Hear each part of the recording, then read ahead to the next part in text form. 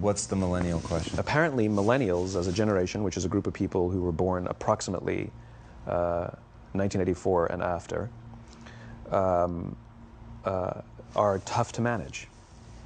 And they're accused of being entitled and narcissistic and self-interested, unfocused, lazy.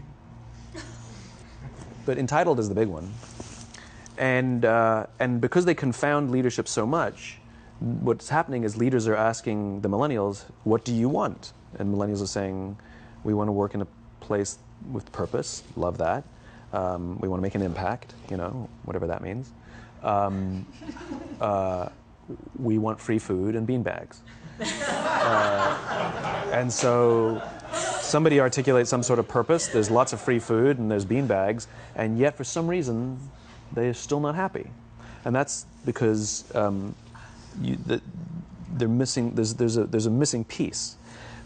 What I've learned is that I can break it down into 4 pieces, right? There are four things, 4 characteristics. One is parenting, the other one is technology, the third is impatience, and the fourth is environment. The generation that we call the millennials, too many of them grew up subject to, not my words, failed parenting strategies, you know? Where, for example, they were told that they were special all the time. They were told that they could have anything they want in life, just because they want it, right? They were told, some of them got into honors classes, not because they deserved it, but because their parents complained. And some of them got A's, not because they earned them, but because the teachers didn't want to deal with the parents. Some kids got participation medals. You got a medal for coming in last, right? Which the science we know is pretty clear, which is it devalues the medal and the reward for those who actually work hard, and it actually makes the person who comes in last feel embarrassed because they know they didn't deserve it, so it actually makes them feel worse, right? So you take this group of people, and they graduate school, and they get a job, and they're thrust into the real world, and in an instant, they find out they're not special, their moms can't get them a promotion, that you get nothing for coming in last, and by the way, you can't just have it because you want it. Right? And in an instant, their entire self-image is shattered. And so you have an entire generation that's growing up with lower self-esteem than previous generations. The other problem, to compound it, is we're growing up in a Facebook, Instagram world. In other words, we're good at putting filters on things. We're good at showing people that life is amazing even though I'm depressed, right? And so everybody sounds tough. And everybody sounds like they got it all figured out. And the reality is there's very little toughness, and most people don't have it figured out. And so when the more senior people say, well, what should we do? They sound like, this is what you got to do. And they have no clue. Right? So you have an entire generation growing up with lower self-esteem than previous generations, right? Through no fault of their own. Through no fault of their own, right? They were dealt a bad hand, right? Now let's add in technology. We know that engagement with social media and our cell phones releases a chemical called dopamine. That's why when you get a text, it feels good, right? So, you know, we've all had it where you're feeling a little bit down or feeling a bit lonely, and so you send out 10 texts to 10 friends, you know, hi, hi, hi, hi, hi, because it feels good when you get a response, right? Right? It's why we count the likes. It's why we go back 10 times to see if my Instagram is growing slower, did I do something wrong? Do they not like me anymore, right? The trauma for young kids to be unfriended, right? Because we know when you get a hit of dopamine, which feels good. It's why we like it. It's why we keep going back to it. Dopamine is the exact same chemical that makes us feel good when we smoke, when we drink, and when we gamble. In other words, it's highly, highly addictive. Right?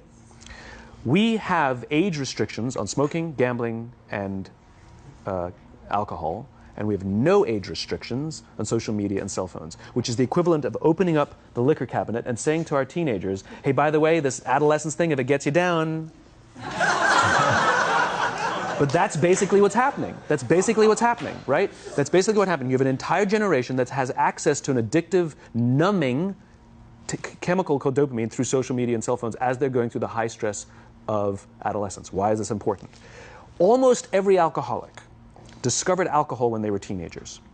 When we're very, very young, the only approval we need is the approval of our parents.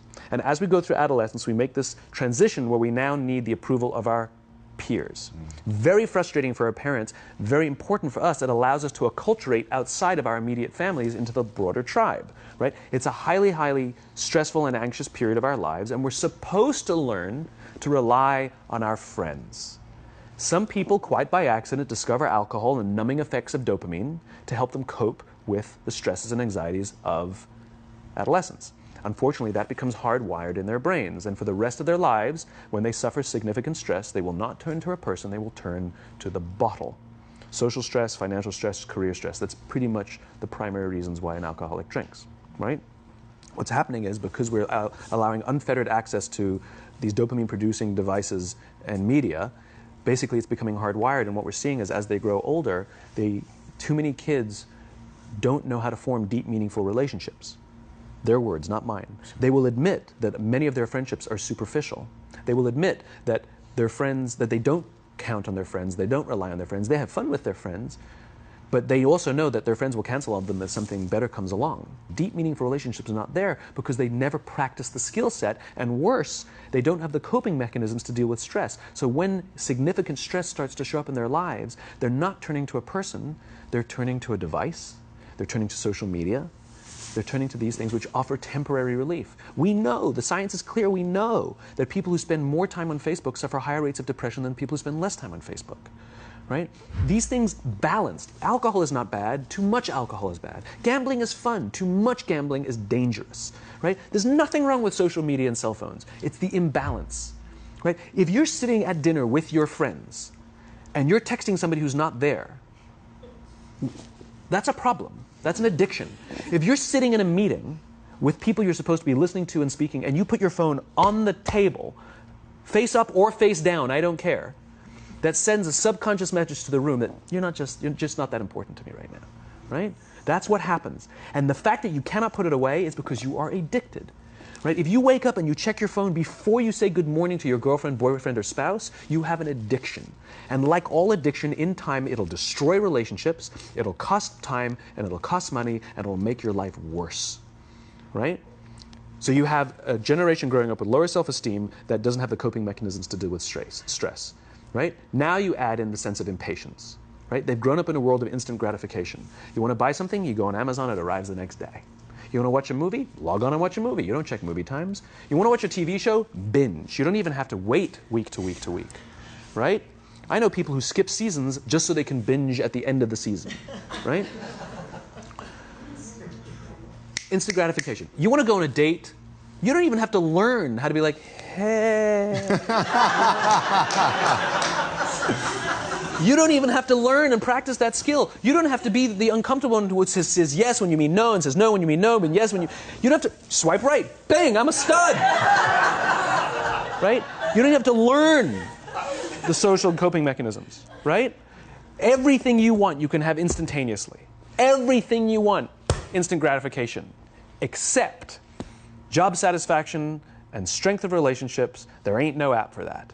They are slow, meandering, uncomfortable, messy processes. And so I keep meeting these wonderful, fantastic, idealistic, hardworking, smart kids. They've just graduated school. They're in their entry-level job. And I sit down with them and I go, how's it going? They go, I think I'm going to quit. I'm like, why? They're like, I'm not making an impact. I'm like, you've been here 8 months. You know? It's as if they're standing at the foot of a mountain and they have this abstract concept called impact that they want to have in the world, which is the summit. What they don't see is the mountain. I don't care if you go up the mountain quickly or slowly, but there's still a mountain. And so what this young generation needs to learn is patience. That some things that really, really matter, like love, or job fulfillment, joy, love of life, self-confidence, a skill set, any of these things, all of these things take time. Sometimes you can expedite pieces of it, but the overall journey is arduous and long and difficult. And if you don't ask for help and learn that skill set, you will fall off the mountain, or you will, the worst case scenario, and we're already seeing it, the worst case scenario is we're seeing an increase in suicide rates, we're seeing an increase in this generation, we're seeing an increase in accidental deaths due to drug overdoses, we're seeing more and more kids drop out of school or take leaves of absence due to depression, unheard of. This is really bad. The best case scenario, those are all bad cases, right? The best case scenario is you'll have an entire population growing up and going through life and just never really finding joy. They'll never really find deep fulfillment in work or in life. They'll just waft through life and it'll be just, it's fine. How's your job? It's fine. It's the same as yesterday. How's your relationship? It's fine. Like that's the best case scenario. Which leads me to the fourth point, which is environment. Which is we're taking this amazing group of young, fantastic kids who were just dealt a bad hand. It's no fault of their own. And we put them in corporate environments that care more about the numbers than they do about the kids. They care more about the short-term gains than the long-term life of this young human being.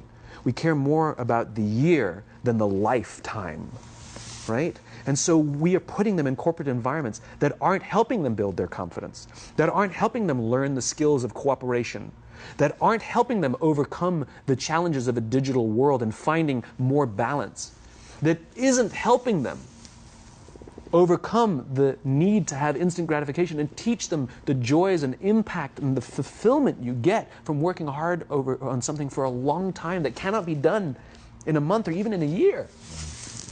And so we're thrusting to them in corporate environments, and the worst part about it is they think it's them.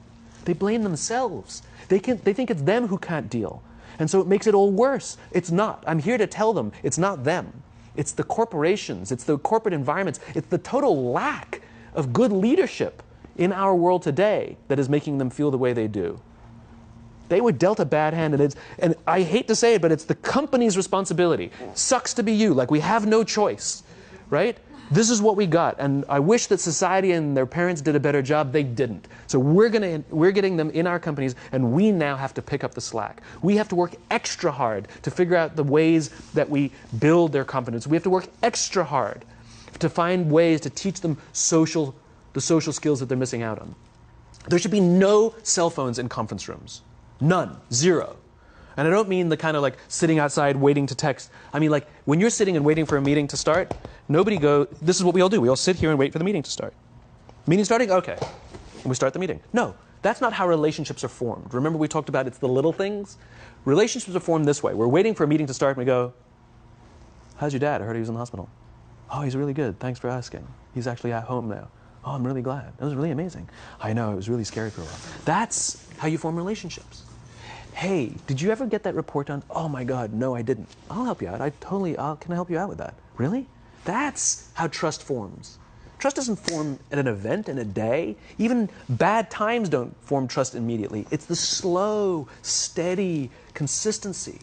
And we have to create mechanisms where we allow for those little innocuous interactions to happen. But when we allow cell phones in conference rooms, we just, okay, have the meeting. And then my favorite is like when there's a cell phone there and you go like this, you go. It rings and you go. I'm not going to answer that. Like, Mr. Magnanimous, you know? When you're out for dinner with your friends, like, I do this with my friends. When we're going out for dinner and we're leaving together, we'll leave our cell phones at home.